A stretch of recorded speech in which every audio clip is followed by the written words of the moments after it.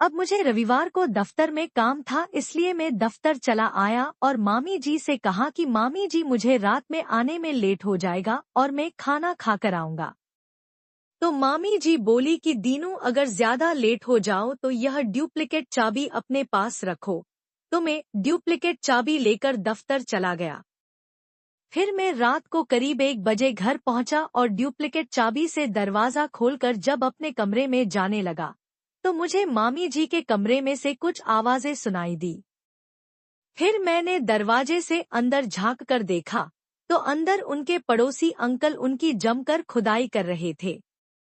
फिर मैं उनकी खुदाई का सीन देखकर सो गया।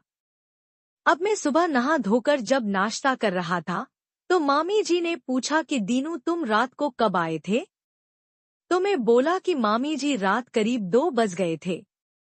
तो वो बोली कि फिर तो आज तुम्हारी छुट्टी होगी। तो मैंने कहा कि हाँ मामी जी, आज छुट्टी है। तो वो बोली कि चलो तैयार हो जाओ, हमें बाजार से खरीदी करनी है। और फिर हम लोग बाजार में चले गए। फिर वहां से उन्होंने कुछ किचन का सामान खरीदा और फिर वो मुझे एक दुकान में ले गई। उस दुकान में लेडीज गारमेंट्स मिलते थे। फिर उन्होंने वहां से ब्रा और पेंटी खरीदी। अब जब हम लौट रहे थे तो उन्होंने मुझसे कहा कि दीनू, क्या तुम बियर पियोगे? तो मैंने हाँ कर दी और दुकान से 5 बोतल बियर ले ली और हम दोनों घर आकर बियर पीने लगे। अब बियर पीते वक्त वो मुझे सेक्सी अंदाज से देख रही थी। फिर मैंने कहा कि मामी जी, आप अकेली महसूस नहीं करती हो क्या?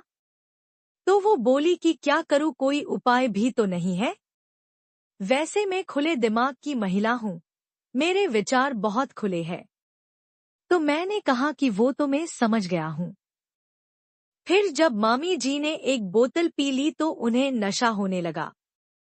तो इतने में डोर बेल बजी तो मैंने जाकर दरवाजा खोला तो बाहर उनकी एक सहेली आई थी और फिर मामी जी ने उसे भी बियर दी। फिर मैं उठकर अपने कमरे में चला आया। अब मामी जी और उनकी सहेली बैठकर बियर पी रहे थे और बातें कर रही थी। अब मैं भी उनकी बातें सुन रहा था।